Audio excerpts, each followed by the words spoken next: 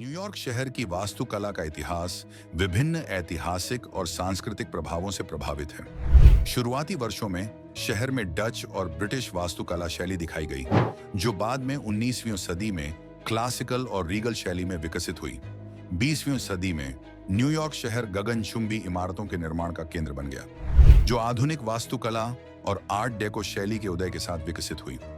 आज न्यूयॉर्क शहर की वास्तुकला एक विविध और गतिशील शहर का प्रतिनिधित्व करती है, जो ऐतिहासिक और समकालीन डिजाइन को जोड़ती है।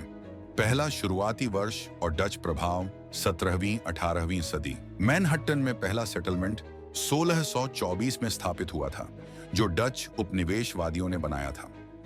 इस प्रारंभिक वास्तुकला में डच शैली का प्रभाव देखा गया, जिसमें लाल ईंट और ठोस निर्माण का उपयोग किया गया था। 2. ब्रिटिश प्रभाव और शहरी विस्तार 18वीं-19वीं सदी। जैसे जैसे शहर बढ़ा, ब्रिटिश वास्तुकला शैली का प्रभाव अधिक दिखाई देने लगा, जिसमें जॉर्जियाई और फेडरल स्टाइल शामिल थे। 19वीं सदी में न्यूयॉर्क शहर का विकास तेजी से हुआ और शहरी वास्तुकला में एक बदलाव देखा गया, जो गॉथिक रिवाइवल और ग्रीक रिवाइवल स्टाइल के साथ विकसित हुई। 3. गगनचुंबी इमारतों का युग 20वीं सदी।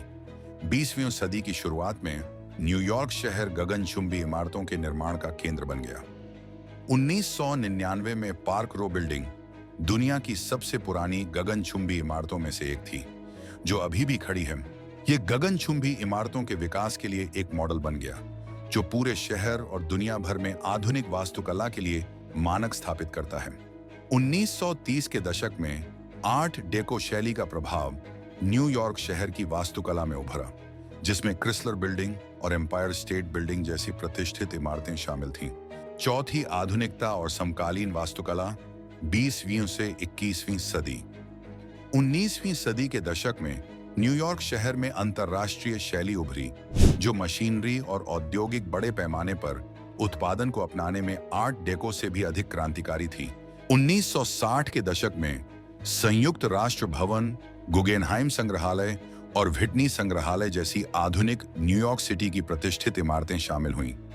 आज न्यूयॉर्क शहर की वास्तुकला में विभिन्न शैलियों और प्रभावों का मिश्रण है, जिसमें ऐतिहासिक इमारतें, आधुनिक गगनचुंबी इमारतें और रचनात्मक और अद्वितीय डिजाइनों वाली इमारतें शामिल हैं।